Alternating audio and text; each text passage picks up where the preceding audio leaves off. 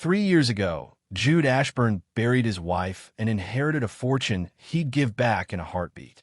2 years ago, he started showing up to blind dates in thrift store clothes. Watching women's interest die the moment he split the check.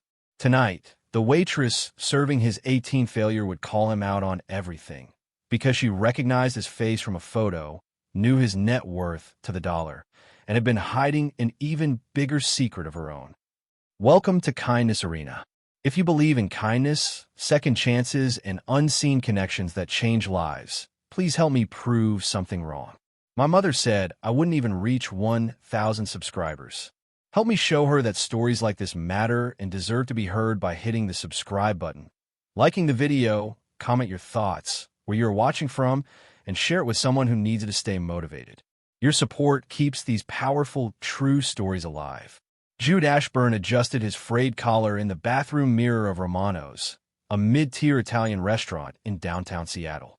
The shirt had cost him $40 from a thrift store, approximately 0.00001% of his net worth. He'd learned to do the math on everything now, ever since Elizabeth died. Every dollar, every glance, every smile from a woman had an invisible price tag. 3 years of this charade. 3 years of blind dates where he played the struggling graphic designer, the guy who split appetizers to save money, who apologized for ordering water instead of wine. And 3 years of watching women's interest evaporate like morning dew the moment he couldn't pay for lobster. His phone buzzed. Table 7. Her name is Monica. Good luck. His sister, Claire, had set this one up. She meant well, but she didn't understand. No one did.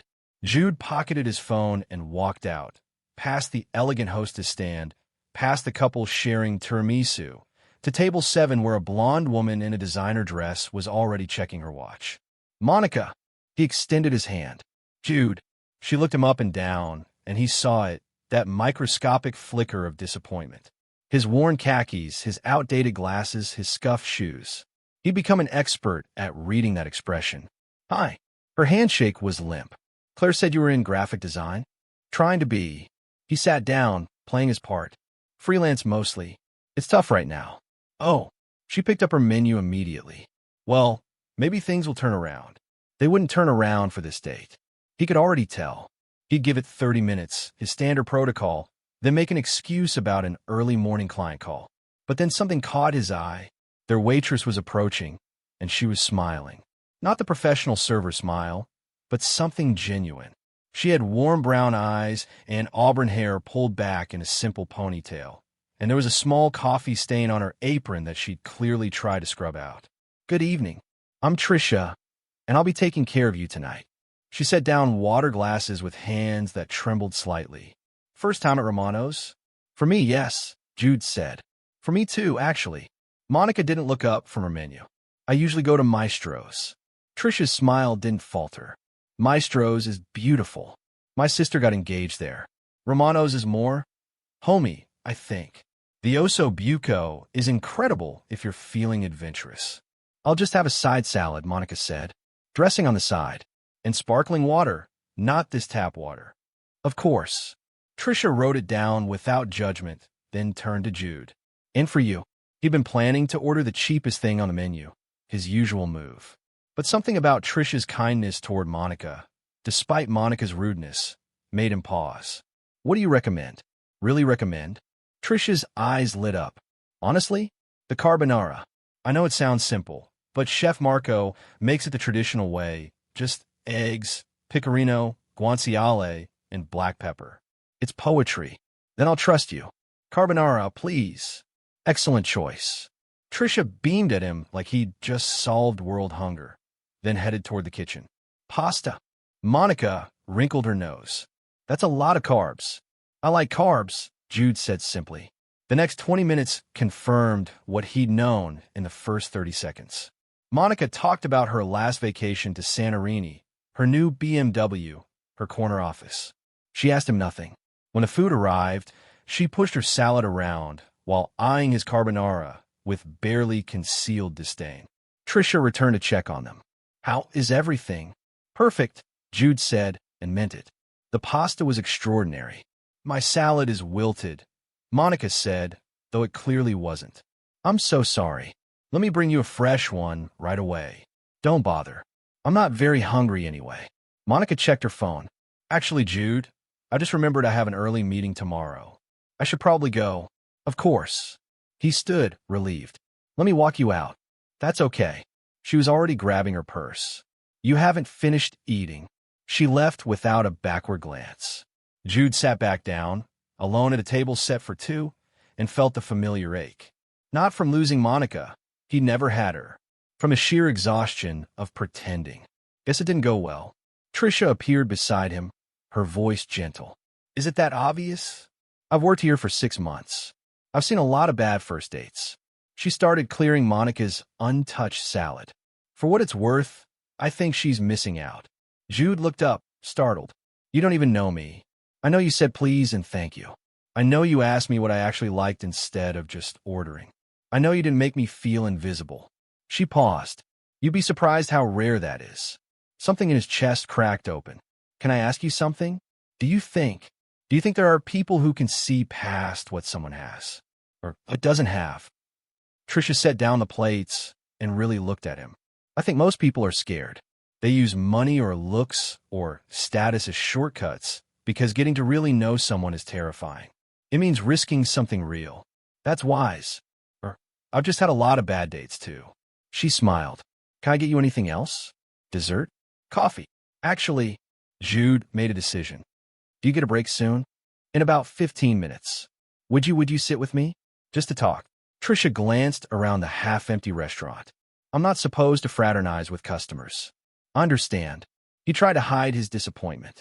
But, she continued, a mischievous glint in her eye.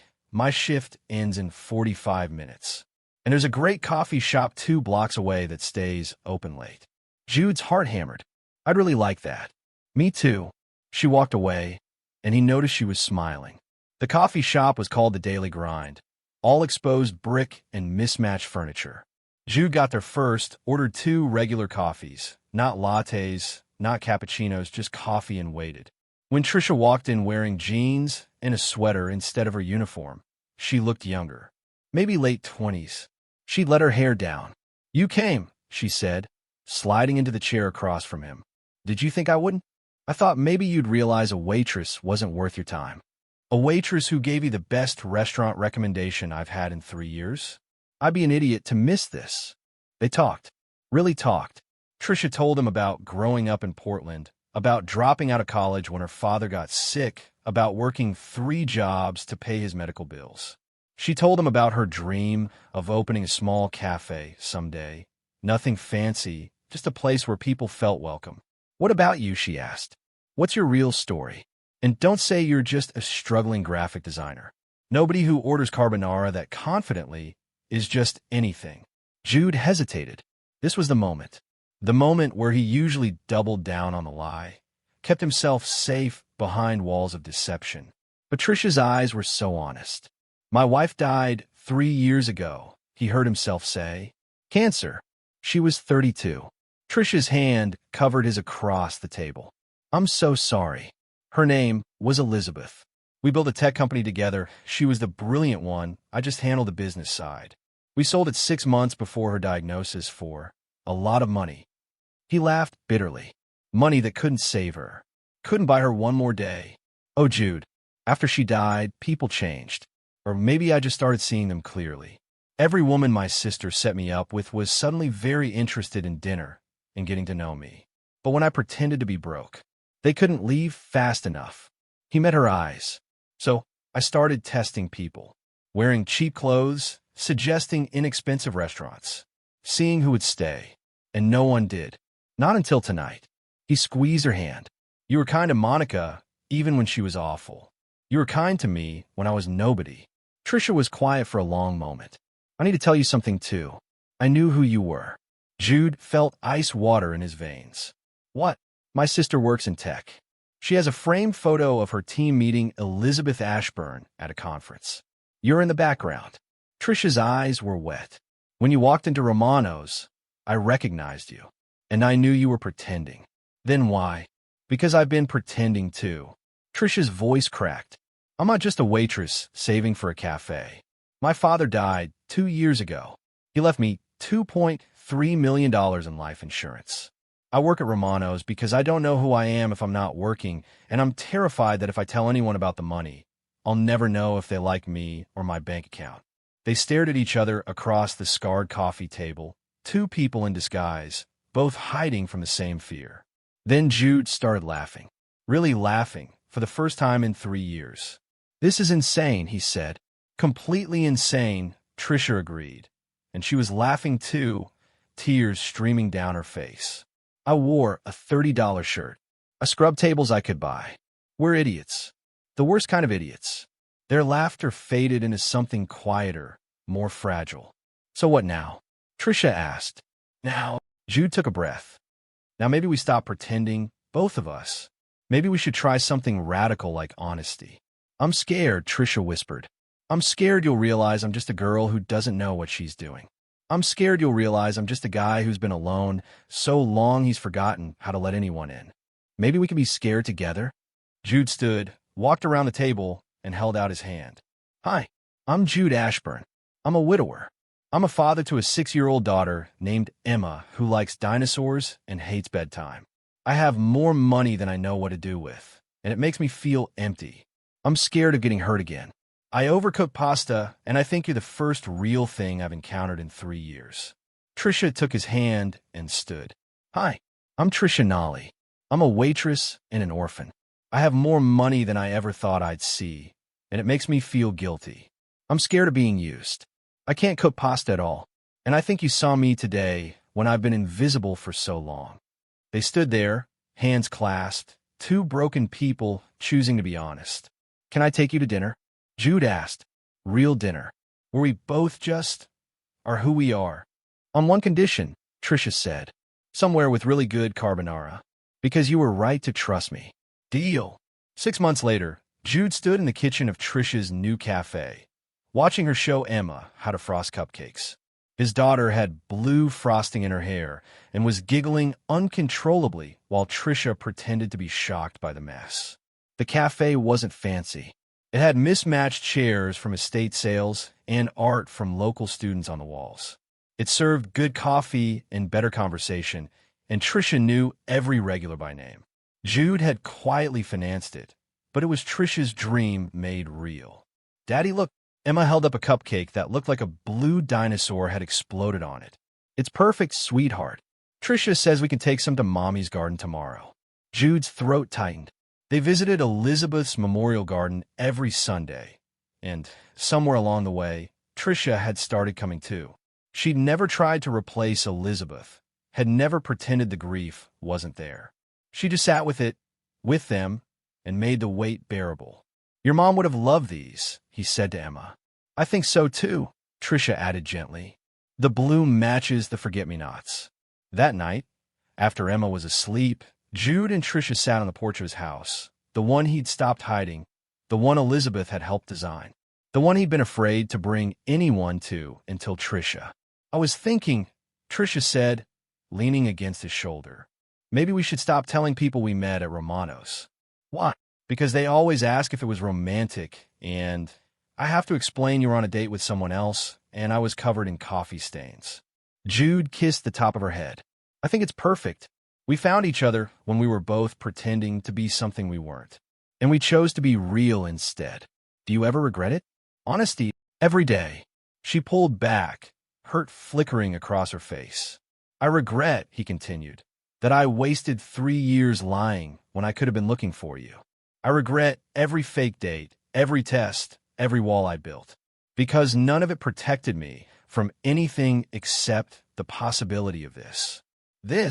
Being happy, being known, being loved by someone who sees all of me, the money, the grief, the fear, the daughter who won't sleep, the man who doesn't know how to let go and chooses me anyway." Tricia's eyes were bright. "I choose you. Every time, even when you overcook pasta. I choose you too, even when you can't cook it at all." They sat in comfortable silence, two people who'd spent so long hiding that they'd almost missed each other. Two people who'd learned that the greatest wealth wasn't in bank accounts, but in finding someone brave enough to be poor in spirit together, to strip away the pretense and stand naked in honesty. Inside, Emma mumbled something about dinosaurs in her sleep. Outside, Jude Ashburn held the hand of a waitress who was so much more, and felt, for the first time since Elizabeth died, that he might actually be wealthy after all. Not in spite of his broken places, but because he'd found someone willing to be broken with him. Someone who saw him order carbonara and offered him the world instead. If this story touched your heart, if it reminded you that kindness is never wasted and that even a broken path can lead to beautiful places and change of lives, please like this video, share it with someone who needs a little hope today, and subscribe to Kindness Arena, because your support keeps stories like this alive and spreading. Tell us in the comment what you would have done differently if you were the millionaire.